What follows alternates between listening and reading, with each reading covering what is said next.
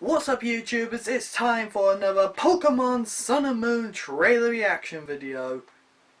Now then, time for another load of trailers that I know I've missed out upon, but we're catching up guys. I have a feeling next week will be the last load of trailers that I've missed out upon. So why don't we get straight into these new trailers, well, oldest trailers so to speak, and see what we can get, shall we? Alright guys, the first trailer we'll be looking at is called Get a Special Munchlax. What is special about this Munchlax? Does it eat more? Oh no.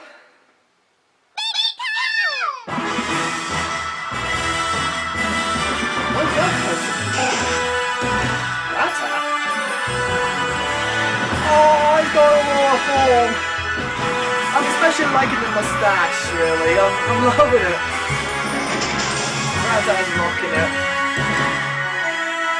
Oh, seaweed. Oh, it's a surfing Raichu. Oh. Yay! Oh, that looks so awesome.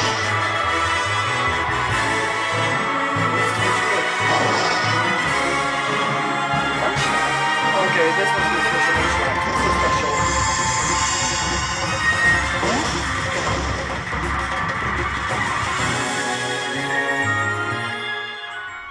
Oh, that's interesting.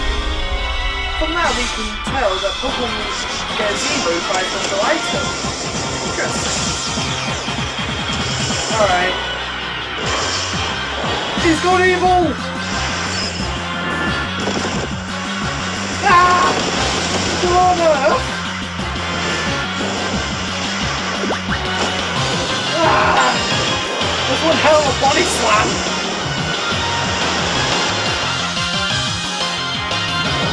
Bye, Pikachu!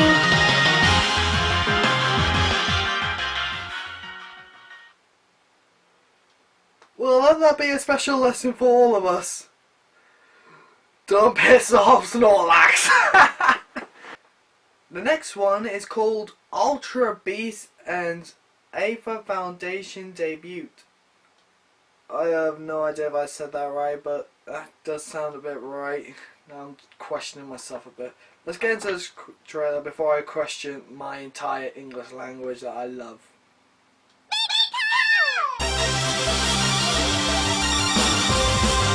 Ooh.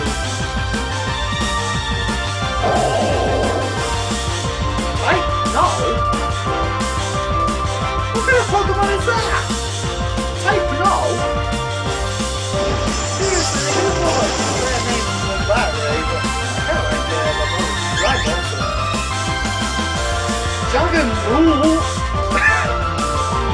Jangmo-o? I have no idea. Oh, Jangmo-0.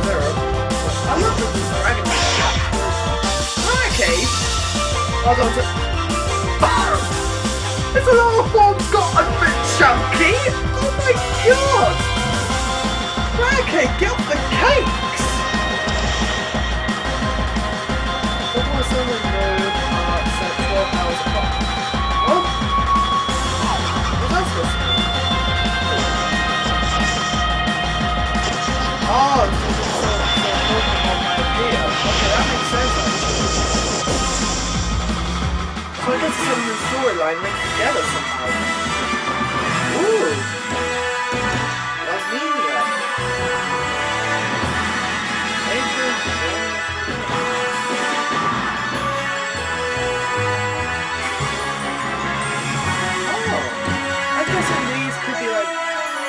People on the island that we can get to face. Awesome!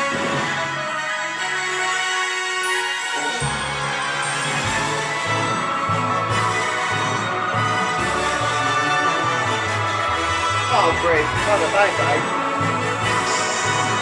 Radio. Alright, so you're only force. I'm guessing you're like the search for the lower region for Zygarde Cell 4. Oh, so that's how we get Zygarde basically. We go hunting for it.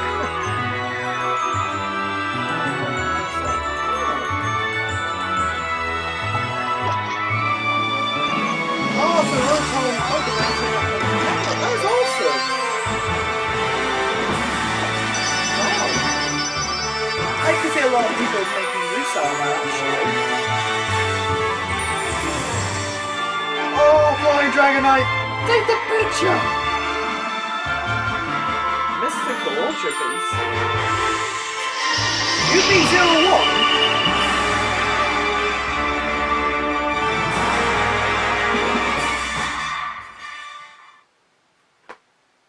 I honestly feel like they ran out of good names just from watching that.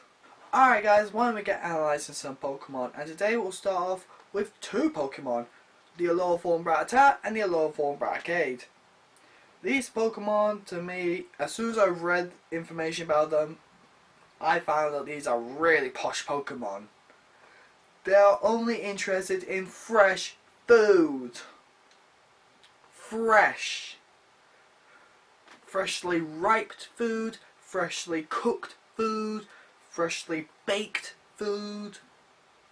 Wow, these sound like Pokemon for the rich, really. They're also found in like restaurants, believe it or not. Raticate's been known to be like the professional food taster for restaurants because of its ability to know about fresh food. Once it tastes on it, it'll know it's fresh. Which is actually pretty interesting, really. At least we got some story on how it's used within the world as well. Because to me, that is very useful information, really. That is cool. I know a lot of you might not find this cool, but it's interesting to know these sort of things, really. So that really took me by surprise when I saw that information. The next thing we're going to be looking at is the free Pokemon that we get from Pokemon Sun and Moon. Just like with Omega Ruby and Alpha Sapphire, we get Beldum and Metagrossite for later. In Pokemon Sun and Moon, we get Munchlax and the Snorlaxium Z. Whoa, a lot of information that has now just came to us, guys. We now know how Pokemon can get a Z move. We have a special zone. A Z Stone or Ulim Z, because I don't know what it's going to be fully called, probably Z-Moose Stone. But at least we know how Pokemon can able to get their Z-Moves. Just like Raichu, we'll get a Raichulium Z Stone and give it to it, that way it can do its special move. But what about other Pokemon, really? We saw Pikachu do a Z move. We saw the 3 starters do a Z move. How do the others get? Do we have a type of Z Stone we give to them? Or if so long as the stone it has a part of the evolutionary line in it, will they be able to do a Z move? I'm really hoping that they'll have another set of Z Stones for different types of Pokemon. I'm really hoping they'll do something like that, really. Or maybe we can mix it up. I can give like my Greninja an electric types Z move stone, so that we can do an electric type Z move.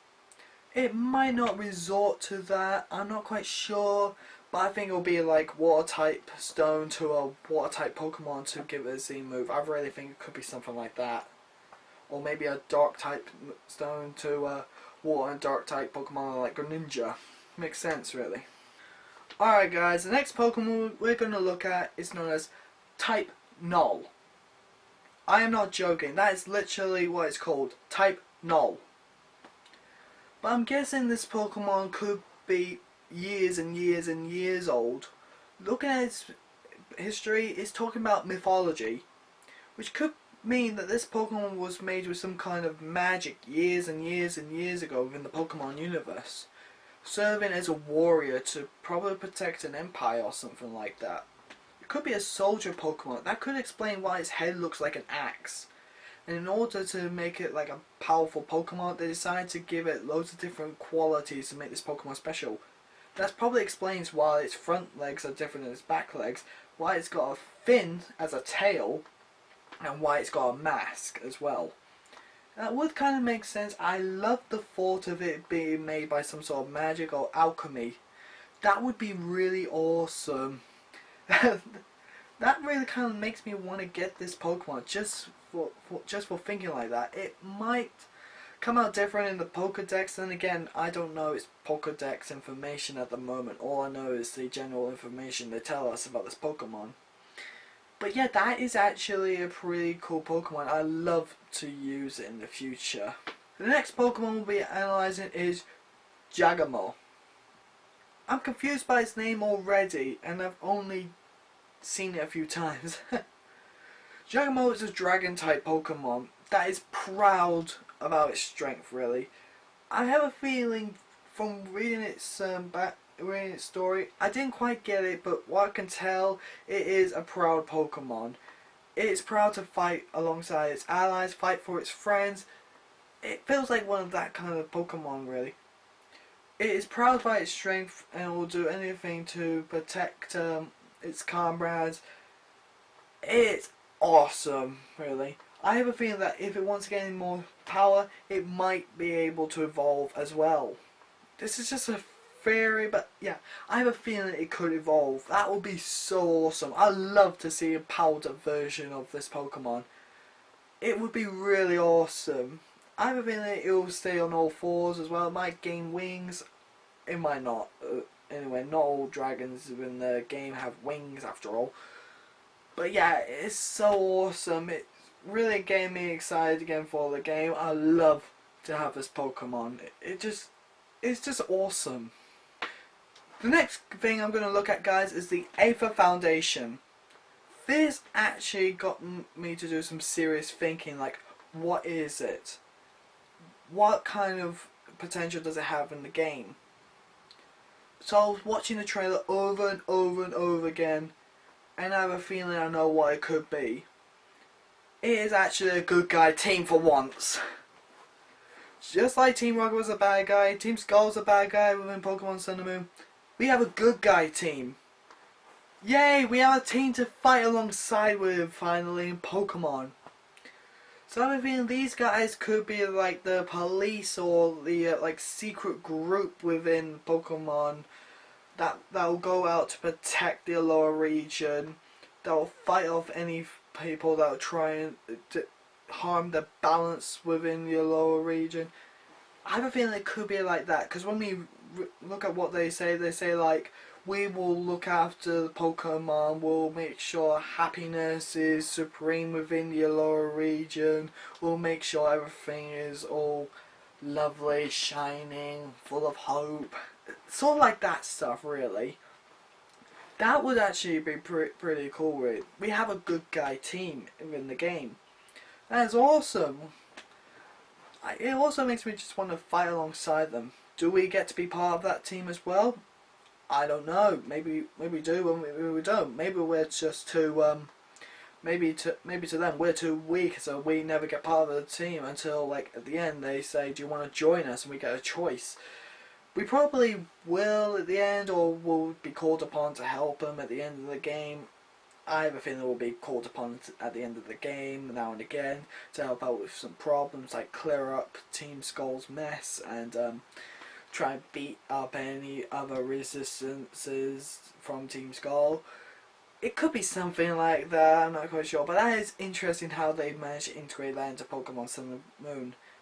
I now really want to get the game for that, plus all the other hundreds of thousands of reasons I have to get the game. And next, guys, we get some information about Zygarde. Zygarde and how we get to see it, how do we catch it and all that. First of all, we need to find this guy and befriend him. Then we get this Zygarde Cube, an item that lets us absorb cores and cells.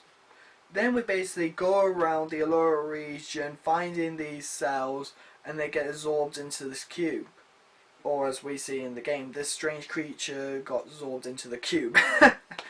I guess we're not supposed to know they're the cells within the game. But how many cells are we supposed to collect? We're not quite sure at the moment, but I have a feeling maybe 10 really, or maybe a bit more, maybe 100. That would make sense, or possibly like a bit less, probably about 50 or under that really. We can't go around collecting 100 cells for the game. Come on, that'll be basically hard really. We'll probably give up before we get near the 100. But that kind of also makes sense really, because if they did make 100, because then all we need to do is get 10 cells, and there we go, we got the 10% form. Collect 50 of the cells, there we go, we got the power to go to 50%. collect all 100, and there we go. We got 100% Zygarde. But then again, that would probably be too much for the game, and they probably won't do that. They'll probably do like between 50 and 25. That's my best guess, really. I have a feeling they could do that, so there's that way most people then can able to get Zygarde, and it won't be too difficult for people to get. All we gotta figure out now is where the sales could possibly be. And the last Pokemon we'll be taking a look at is surrounded in mystery. There is actually nothing to really go upon. It is UB01. This name really makes me think that it's an artificial Pokemon again. It's probably been sealed away years ago, and it's only now been released, and we have to figure out the story behind it. It's either that or someone's created it in this century and is trying to turn it into a weapon. There is nothing really going on about this Pokemon. The only thing we can able to figure out about it is its movement. It's moving like a little girl. That is really not much to go upon, really, unless it has a mind of a young woman that someone transferred into this artificial Pokemon. I really can't get my head around it. What on earth is it? This might potentially be a legendary Pokemon, part of a legendary trio, but I really don't know. I'm hoping it could be that, because then it's got an interesting plot twist to it.